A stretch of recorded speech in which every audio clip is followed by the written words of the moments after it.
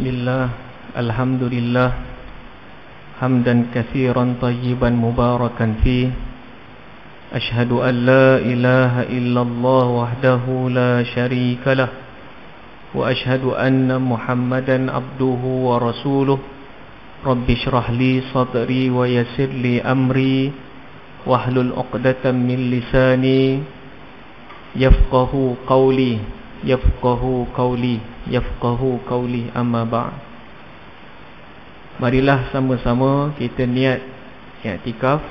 Nawaitul i'tikaf fi hadzal masjidi sunnatan lillahi ta'ala. Radina billahi rabba, kami redha Allah itu Tuhan kami.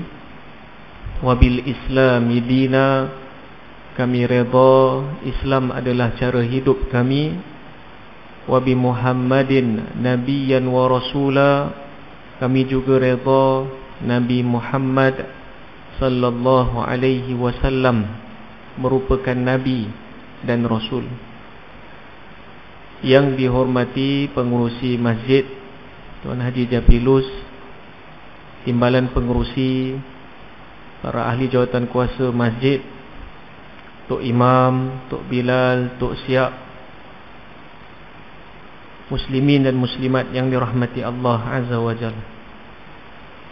Kita teruskan lagi pengajian kita menggunakan buku biografi Muhammad bin Abdullah, perjalanan hidup seorang Nabi. Kita masih lagi dalam bab yang sama, berkaitan tentang peperangan Badar. Pada kuliah yang sebelum ini kita telah sentuh bagaimana boleh berlakunya peperangan Badar.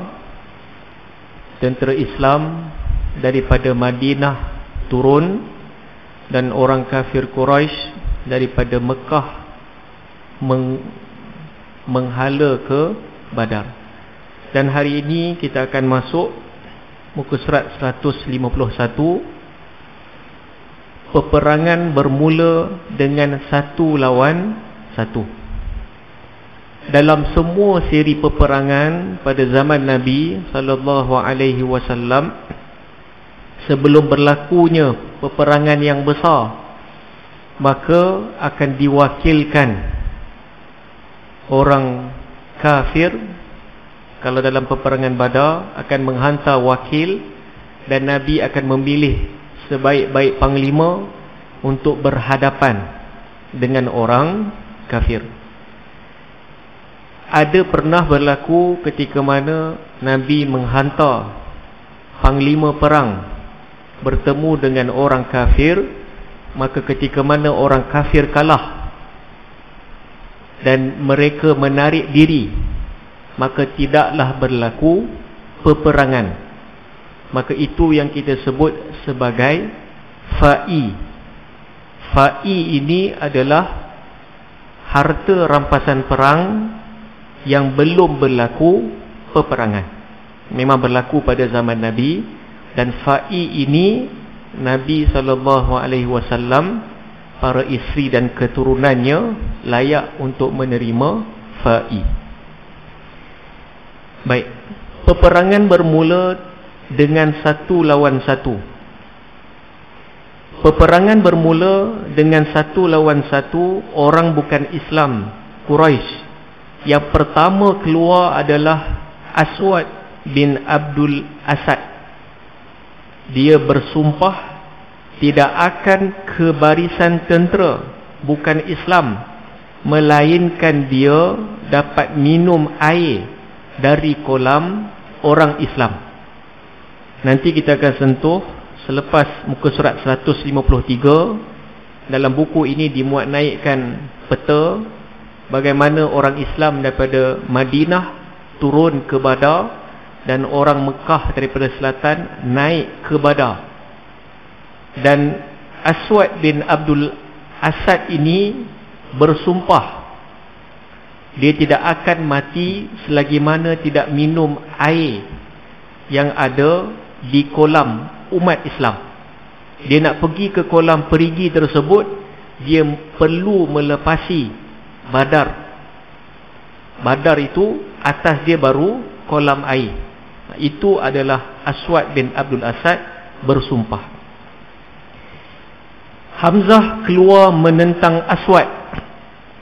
Hamzah berjaya memenggal kaki Aswad. Dia merangkak ke kolam bagi menunaikan sumpahnya.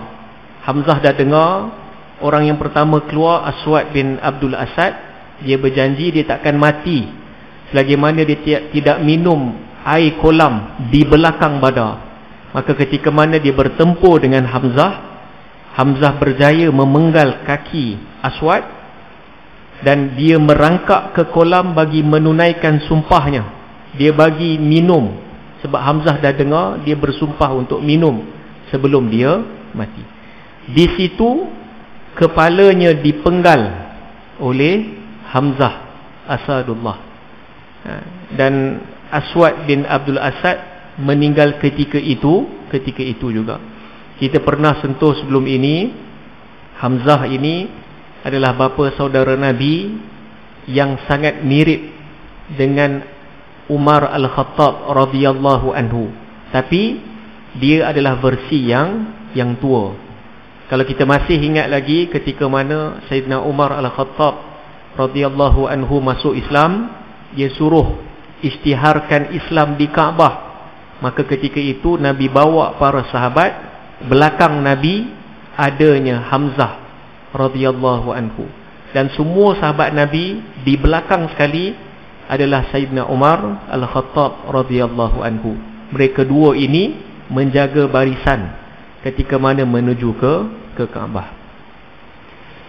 Selepas itu keluar Utbah bin Rabi'ah dan anaknya Walid bin Utbah serta saudaranya Syaibah bin Rabi'ah. 3 orang pembesar dan panglima bukan Islam keluar mencabar tentera Islam. Seorang dah mati, keluar lagi 3 orang mencabar tentera Nabi sallallahu alaihi wasallam. Serta merta keluar 3 orang pahlawan Ansar. Ansar itu adalah orang-orang asal Madinah, iaitu Muaz bin Afra, Auf bin Afra dan Abdullah bin Rawahah radhiyallahu anhum. Apabila Utbah mengetahui mereka adalah orang Madinah, Utbah meminta Muhammad mengeluarkan daripada Quraisy yang sekufu dengan mereka. Dia tak nak lawan dengan orang Madinah. Mereka bertiga pembesar Quraisy ini ingin berentak dengan orang Mekah yang asal datang dari Mekah. Muhammad sallallahu alaihi wasallam memilih Ubaidah bin Haris bin Abdul Muttalib, Ali bin Abu Talib bin Abdul Muttalib, iaitu sepupu beliau, dan Hamzah bin Abdul Muttalib, bapa saudara beliau. Bermulalah pertarungan 1 lawan 1. Dalam masa yang singkat, Hamzah dan Ali dapat mengalahkan lawan masing-masing. 2 orang panglima bukan Islam tumbang. Ubaidah dan Utbah bin Rabi'ah masing-masing berjaya mencederakan lawannya. Kedua-dua mereka jatuh. Hamzah dan Ali datang mengangkat Ubaidah dan membunuh Utbah. Panglima bukan Islam yang ketiga gugur. Orang bukan Islam Quraisy tidak berani lagi melawan 1 lawan 1. 3 orang panglima mereka gugur sekaligus. Mereka mahu menyerbu terus tentera Islam. Seterusnya Muhammad membuat arahan yang pelik tetapi luar biasa. Ini kalau kita baca buku Al-Maghazi yang kumpul tentang siri-siri peperangan, memang Nabi SAW Allah kurniakan akal yang cerdik. Dia adalah mastermind. Nanti kita akan sentuh. Memang kalau dalam peperangan, Nabi akan duduk di bahagian belakang, ada kemah yang tinggi, sebab Nabi melihat siapakah yang berlawan dan Nabi mengeluarkan arahan. Itu kalau kita baca dalam buku tu, dan orang-orang yang tidak suka kepada Nabi meletakkan Nabi seorang yang pengecut.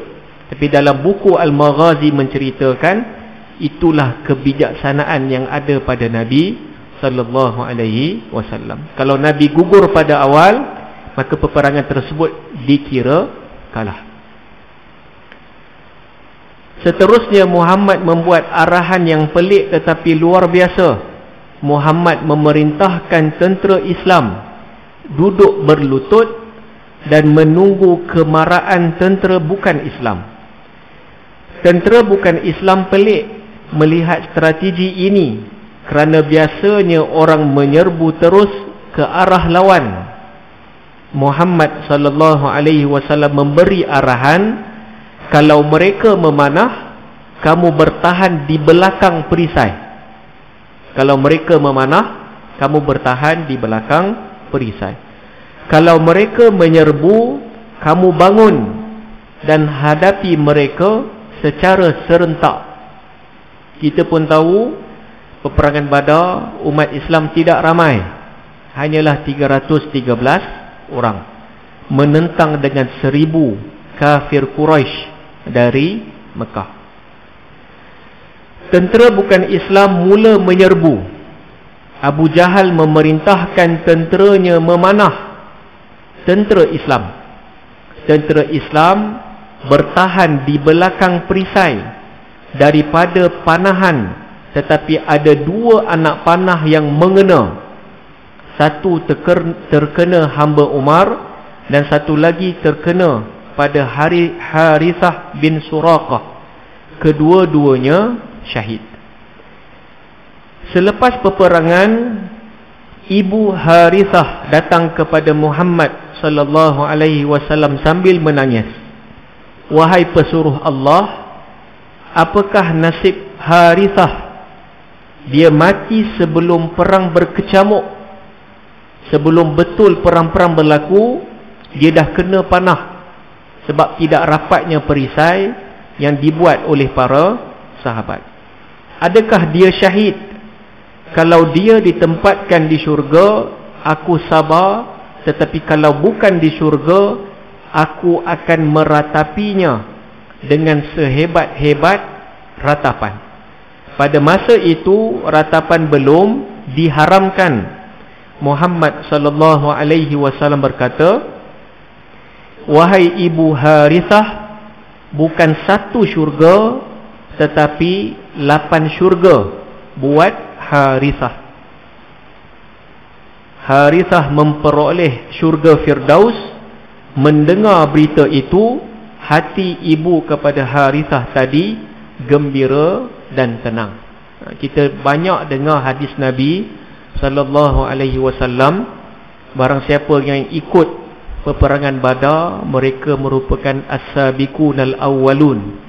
Allah mengampunkan dosa-dosa mereka, dan antaranya adalah Harithah ini. Dan dia sebut di sini, ibunya menyebut, kalaulah dimasukkan selain daripada syurga, aku akan meratapinya dengan sehebat-hebat ratapan.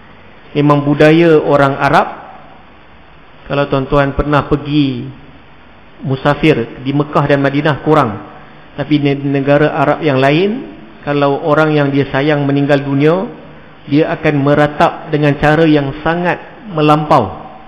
Tarik rambut, koyakkan baju, cederakan badan, pukul pipi, pukul kepala.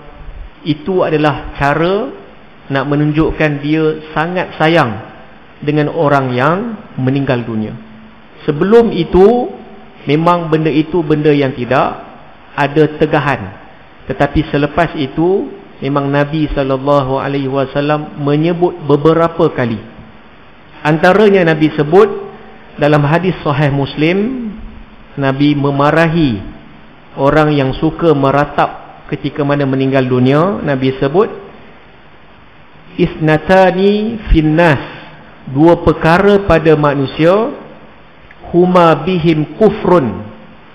Keduanya merupakan perbuatan orang-orang yang bukan Islam, iaitu orang kafir. Yang pertama adalah at-ta'nu fin nasab.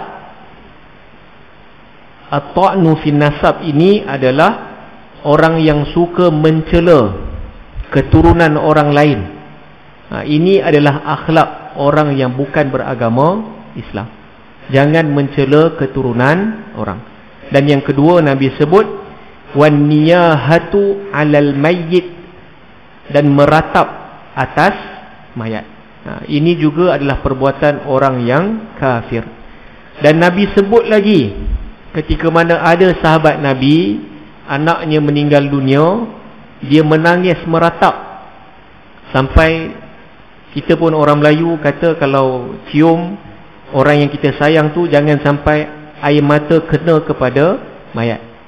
Sebab apa? Nabi sebut innal mayyit, sesungguhnya mayat itu la yu'azzabu bibukai ahlihi alaihi, akan diazab dengan tangisan keluarga terhadapnya. Memang betul, kalau kita menangis, air mata kena kepada mayat tersebut, itu merupakan asbab dia akan disiksa, sebab kita meratapi orang yang kita sayang. Maksudnya bukanlah kalau orang yang kita sayang meninggal dunia, kita tak boleh menangis. Nabi sebut ketika mana Ibrahim, anak Nabi, bersama dengan Maria binti Kiptiyah meninggal dunia seusia 2 tahun, Nabi menangis. Dan sahabat kata, adakah ini bukan meratap? Nabi kata tidak, itulah sifat insan. Orang yang kita sayang meninggal dunia, kita menangis, itu adalah benda yang biasa. Tapi kalau sampai meratap, memukul tubuh, mencederakan badan, tarik rambut, koyakkan baju, itu bukanlah yang diajar oleh Nabi sallallahu alaihi wasallam. Tapi kalau di Mesir dulu memang kuat, walaupun orang yang beragama Islam keluar daripada makam kubur, baju akan koyak-koyak, sebab dia menangis. Dia kata dia nak menangis ketika itu je, padahal ketika itu yang dilarang oleh Nabi sallallahu alaihi wasallam. Apabila tentera Quraisy sudah dekat, Muhammad sallallahu alaihi wasallam memerintahkan orang Islam bangun bertempur. Muhammad sallallahu alaihi wasallam melepaskan panglima-panglima yang dilantik. Beliau pulang berdoa dan sembahyang di kemah yang dikawal oleh Abu Bakar. Ini memang begitu. Bila Nabi keluarkan arahan bangun bertempur, musuh dah dekat, Nabi akan pergi ke belakang, pergi di kemah di tempat yang tinggi. Dan peperangan Badar, kemah tersebut dijaga oleh Abu Bakar Siddiq radhiyallahu anhu. Nabi nak berdoa ketika itu. Sebelum Muhammad ke kemah, beliau memberi berita gembira kepada tentera Islam. Nabi SAW sebut, demi Allah, tidak seorang pun di kalangan kamu yang dibunuh, melainkan dia masuk syurga yang seluas langit dan bumi. Ini dalam banyak hadis yang lain pun sebut benda yang sama. Nabi sebut, walladhi nafsi biyadih, demi Tuhan yang berada dalam genggamanku, la yuqatiluhumul yaum rajulun, tidak dibunuhnya pada hari ini seorang lelaki, fayuqtal, dia pergi perang, dia dibunuh, dan ketika itu dia adalah sabiran muhtasiba, dia seorang yang sabar dan seorang yang redha, muqbilan ghayra mudabbir, dia mara ke hadapan, dia tidak pusing ke belakang. Alla adkhilullahul jannah, hanya saja tidak, dia akan dimasukkan ke dalam syurga. Semua orang yang mati syahid dalam peperangan Badar akan dimasukkan ke dalam syurga. Muhammad sallallahu alaihi wasallam yang sedang bermunajat itu didatangi, mengantuk dan terlelap seketika. Bayangkan dalam waktu yang sangat dahsyat, Nabi berdoa dan Nabi mengantuk dan terlelap seketika. Apabila tersedar, beliau terlalu gembira. Abu Bakar Siddiq pelik melihat kegembiraan beliau. Beliau berkata, yang bermaksud, bergembiralah wahai Abu Bakar, bergembiralah wahai Abu Bakar, ini Jibril di atas kuda putih mengetuai 1000 malaikat yang beriringan. Ini berlaku dalam peperangan Badar. Dalam Quran sebut, kam min fi'atin qalilatin ghalabat fi'atan katsiratan biiznillah. Okey. Ketika mana tentera Islam yang sedikit berlawan dengan tentera kafir Quraisy yang ramai, maka ketika itu Allah menghantar Jibril alaihi salam, dia duduk di atas kuda bersamanya 1000 malaikat. Tuan-tuan bayangkan, malaikat Jibril, malaikat yang maha kuat. Dalam Quran pun sebut maha agung, diturunkan ketika mana peperangan Badar untuk membantu Nabi sallallahu alaihi wasallam dan para sahabat. Peperangan ini adalah peperangan pertama yang turut disertai oleh malaikat. Tak pernah lagi sebelum ini peperangan yang disertai oleh malaikat. Ia belum pernah berlaku dalam sejarah sebelum ini. Muhammad sallallahu alaihi wasallam begitu gembira pada masa itu. Beliau keluar dari kemah dan mengambil segenggam pasir, lalu melontarkannya ke arah orang Quraisy sambil berdoa.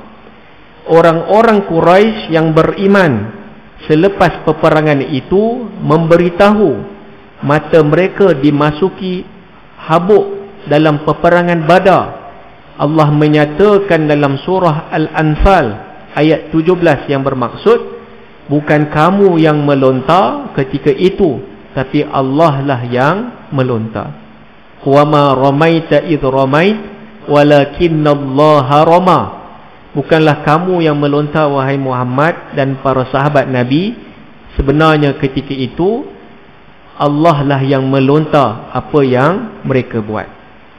Dan dalam riwayat yang lain, ketika mana Nabi melontar pasir ataupun habuk ketika itu ke arah orang kafir Quraisy, batu-batu yang kecil sampai ke tubuh kafir Quraisy, dan ada sebahagian mereka yang mati. Maka ketika itu, kalau kita baca tafsir ayat ini, bukanlah Nabi SAW sahaja yang melontar dan para sahabat, tapi apa yang mereka melontar itu sebenarnya dari Allah Azza wa Jalla.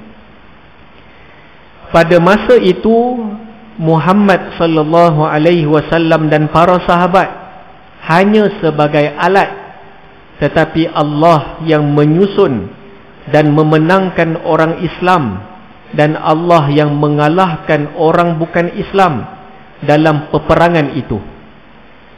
Muhammad sallallahu alaihi wasallam mengeluarkan arahan supaya tentera Islam tidak membunuh Abu al-Buturi. Abu al-Buturi ini yang menampak Abu Jahal semasa Abu Jahal menghalang orang menghantar makanan kepada keturunan Hashim semasa diboikot, kerana dia adalah orang yang berusaha merungkai sekatan Quraisy. Beliau juga berpesan tidak membunuh keluarga Hashim kerana mereka datang berperang secara terpaksa, bukan dengan kerelaan mereka. Beliau juga mengarahkan tidak dibunuh Abbas bin Abdul Muttalib. Ini adalah arahan Nabi sallallahu alaihi wasallam ketika mana peperangan Badar.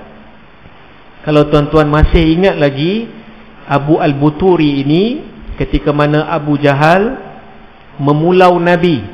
Kita pernah sentuh dalam fiqh muamalat, memulau Nabi dalam tempoh 2 tahun. Dan ketika itu para sahabat sangat lapar dan dahaga. Dan diceritakan dalam Tabaqat Al-Kubra, ketika itu Nabi dan para sahabat hanya memakan daun-daun yang kering.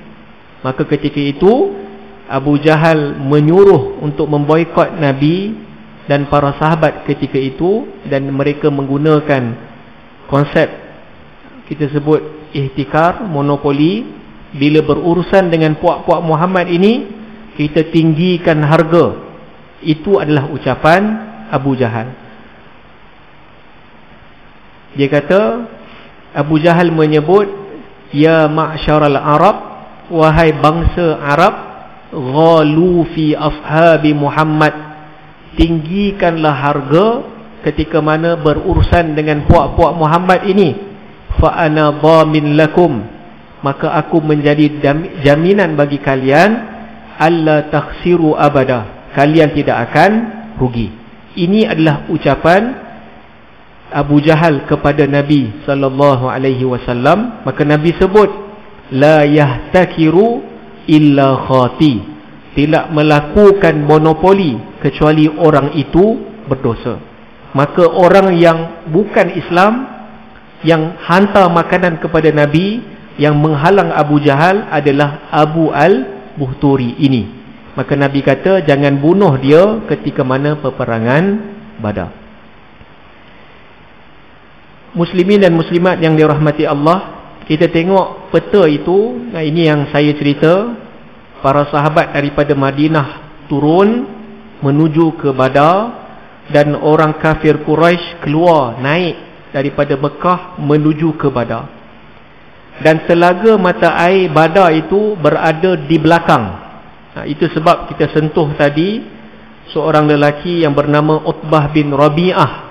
Dia bersumpah dia takkan mati selagi tak minum telaga. Maksudnya dia kena lepas orang Islam. Tetapi ketika mana telah dipotong kakinya oleh Hamzah ketika itu, Hamzah dengar itu adalah sumpahnya, maka dibenarkan minum tanpa kaki, dan selepas minum barulah Hamzah memenggal kepalanya. Kisah-kisah sahabat dalam peperangan Badar. Banyak kisah-kisah yang menarik yang berlaku dalam peperangan Badar. Peperangan yang pertama yang sangat hebat dan dahsyat di sisi Allah Azza wa Jalla. Semasa peperangan terus berkecamuk, seorang sahabat daripada Ansar bernama Musjir ternampak Abu al-Buhturi dan seorang sahabatnya. Musjir berkata, wahai Abu al-Buhturi, sila jauhkan diri dari tempat ini. Muhammad sallallahu alaihi wasallam melarang kami membunuh kamu. Tetapi Abu al-Buhturi tetap mahu mempertahankan sahabatnya. Musjir memerangi sahabat Abu al-Buhturi ini dan berusaha mengelak daripada Abu al-Buhturi.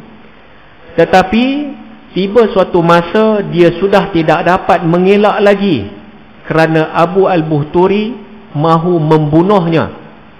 Akhirnya dia terpaksa membunuh Abu al-Buhturi. Selepas itu Musjir datang melaporkan apa yang terjadi dan meminta maaf kepada Nabi sallallahu alaihi wasallam. Beliau menerima apa yang sudah dilakukan. Dia terpaksa membunuh Abu al-Buhturi sebab Abu al-Buhturi ingin membunuhnya ketika itu, mengadu kepada Nabi sallallahu alaihi wasallam, dan Nabi membenarkan perkara tersebut.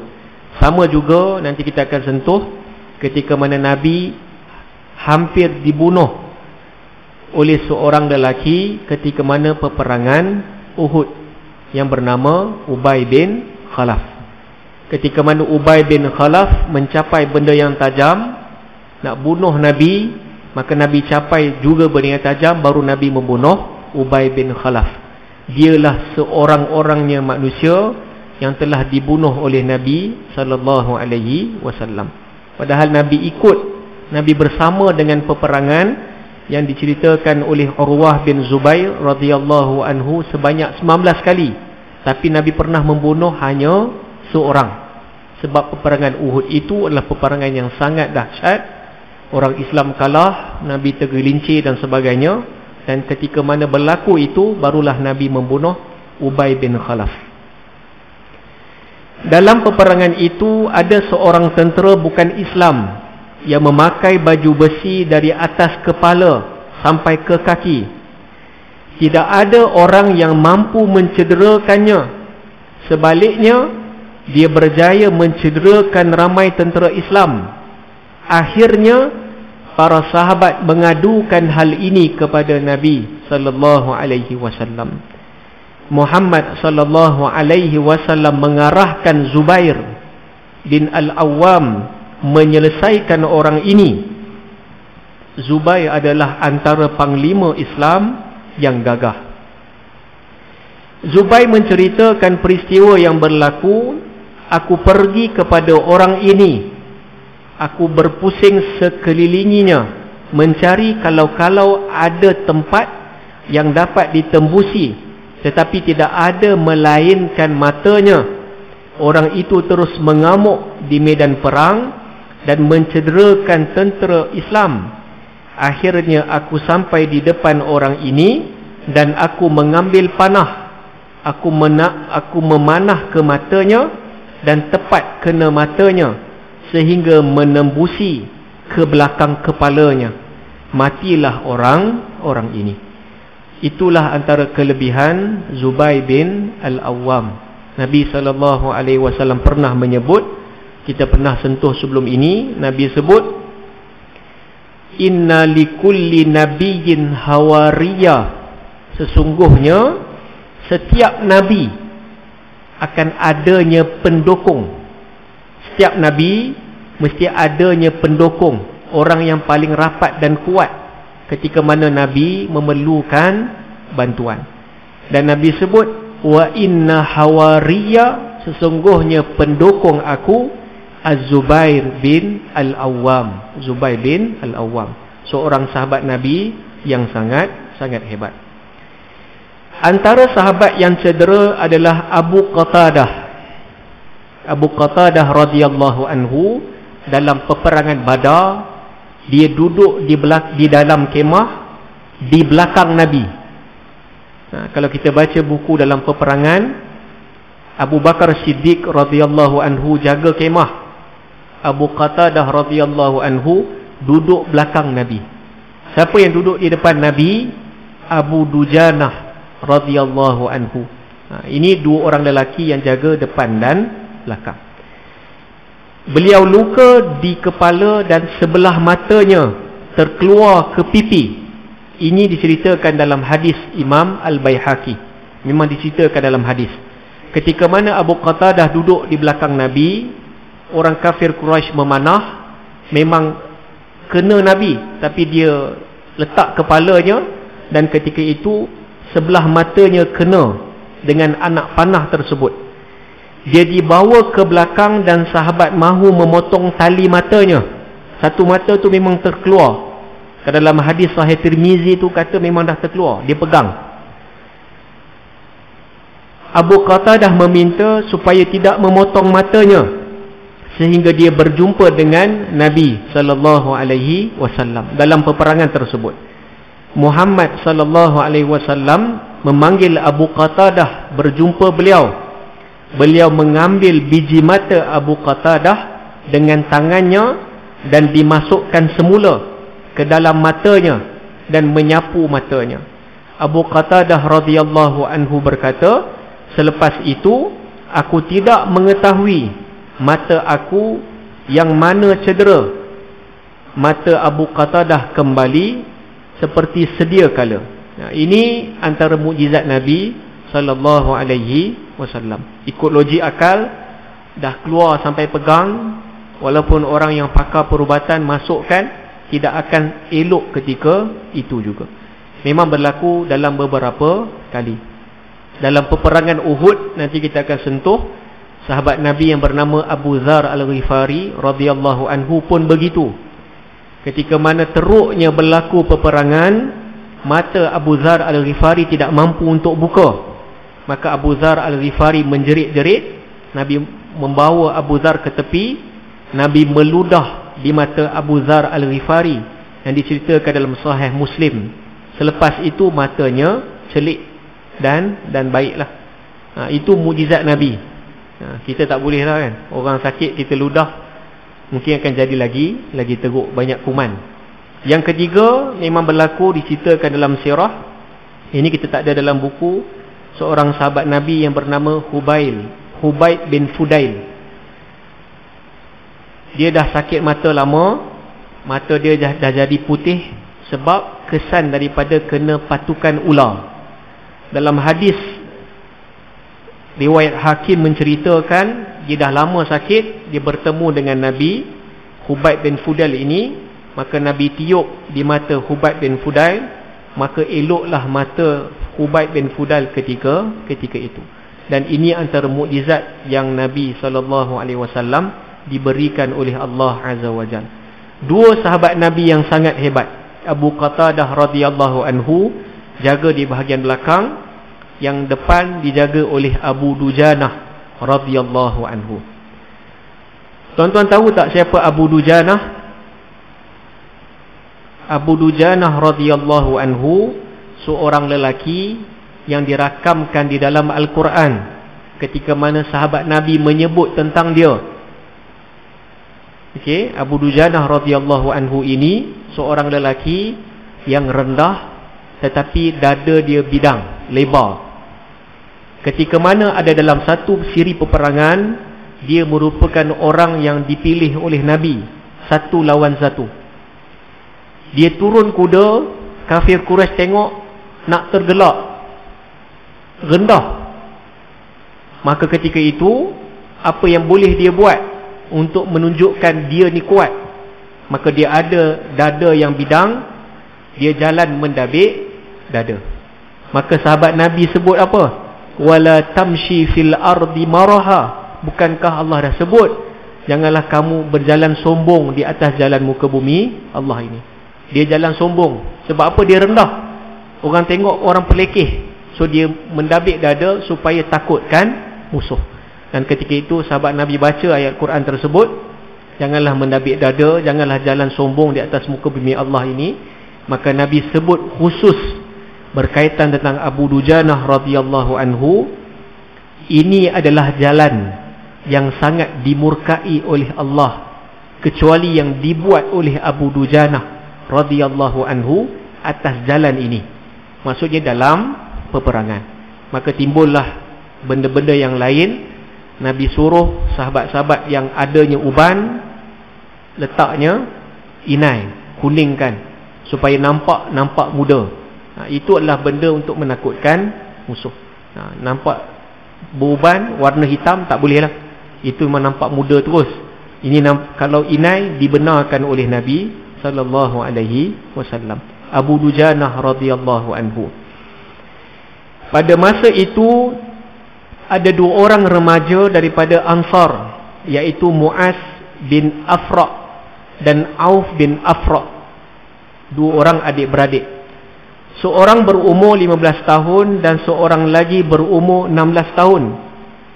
Pada awal peperangan, apabila Utbah mencabar tentera Islam satu lawan satu, mereka dua keluar bersama Abdullah bin Rawahah, iaitu yang pertama dulu, orang Madinah yang keluar.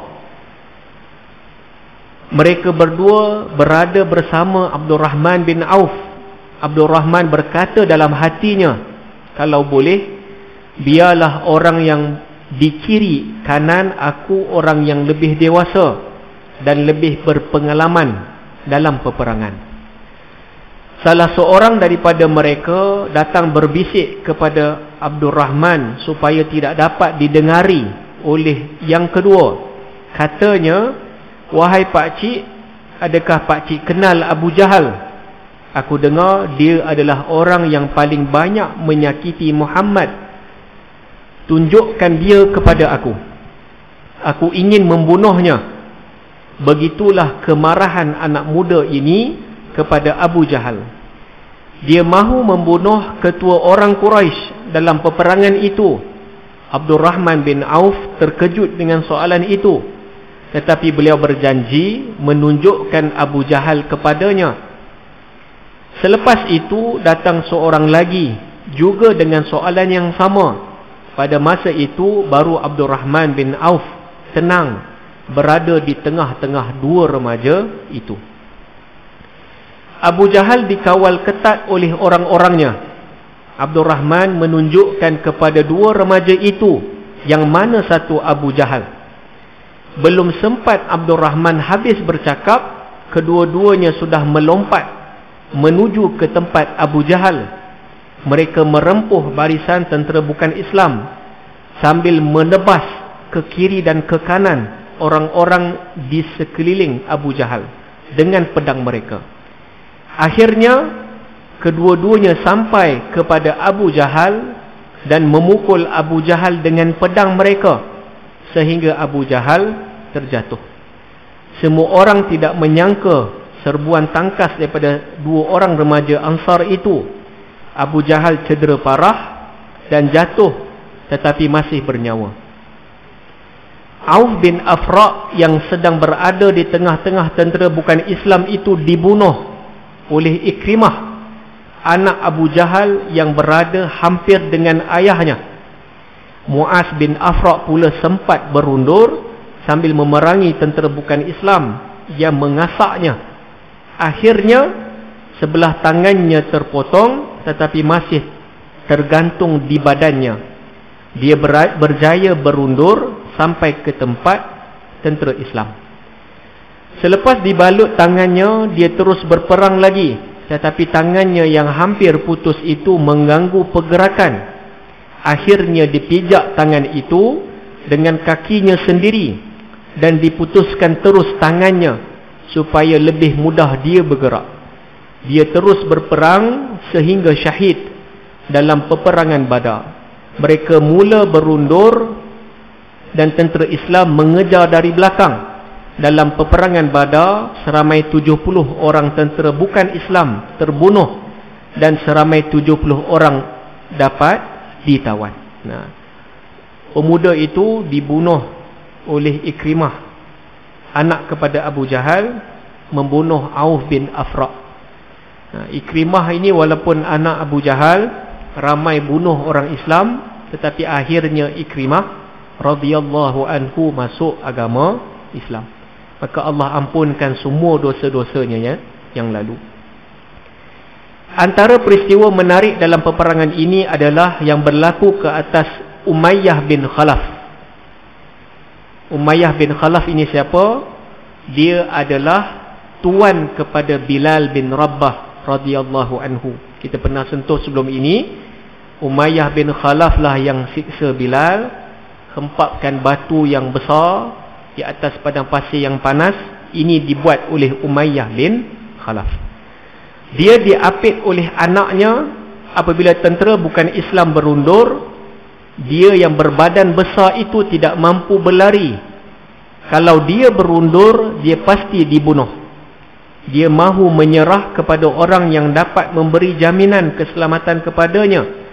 Dia takut dibunuh seperti yang diberitahu oleh Sa'ad bin Mu'az. Pada masa itu dia ternampak Abdul Rahman bin Auf. Dia dan anaknya menyerah diri kepada Abdul Rahman bin Auf.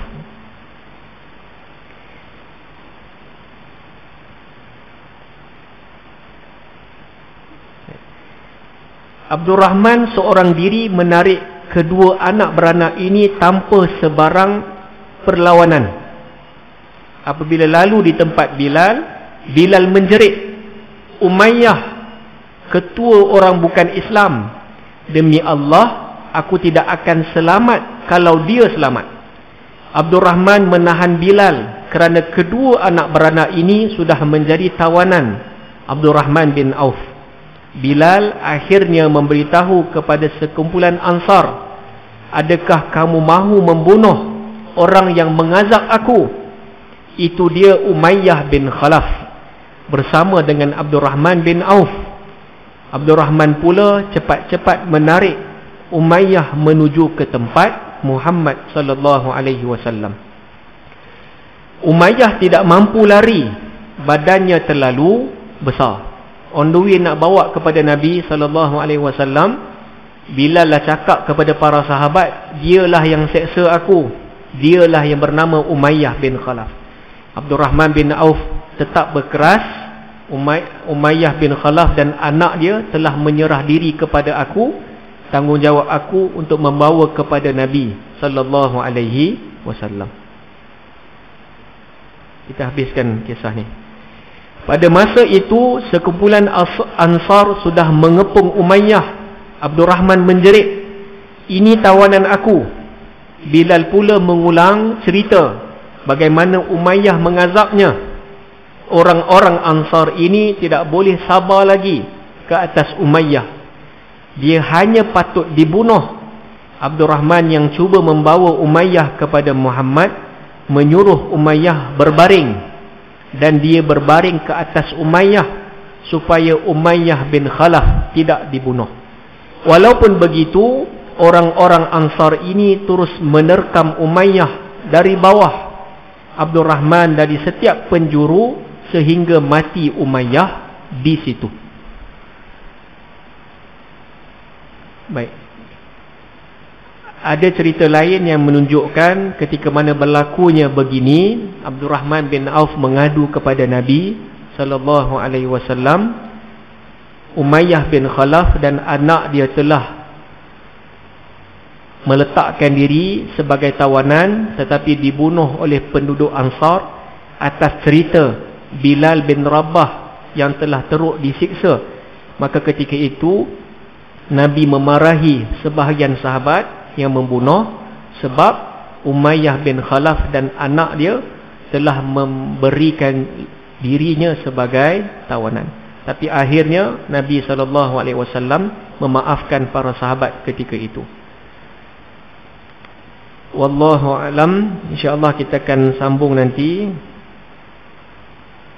bagaimana ketika mana sahabat Nabi merasakan ketika mana dalam peperangan Badar, iaitu Abu Ubaidah Al-Jarrah, setiap kali dia menggunakan pedang, semua yang dia libas semua mati. Maka ketika itu Abu Ubaidah Al-Jarrah radhiyallahu anhu menceritakan dia antara orang yang ramai membunuh daripada 70 orang kafir Quraisy. Tapi Nabi SAW menegur, bukan engkau yang membunuh, sebenarnya para malaikat yang turun. Maka tersenyum sipulah Abu Ubaidah Al-Jarrah radhiyallahu anhu ketika itu. Wallahu a'lam. InsyaAllah kita akan sambung pada kuliah yang akan datang. Apa yang baik datang pada Allah, segala kelemahan, kekurangan datang diri saya sendiri. Saya mohon maaf. Wallahu muwaffiq ila aqwamit thoriq. Assalamualaikum warahmatullahi taala wabarakatuh. Allahumma ja'alna jam'al marhuma wa tafarraqa min ba'dihi tafarraqa ma'suma. Rabbana atina fid dunya hasanah wa fil akhirati hasanah wa qina azaban nar. Wa sallallahu ala sayyidina Muhammad wa ala alihi wa sahbihi wa baraka wa sallam. Walhamdulillahi rabbil alamin.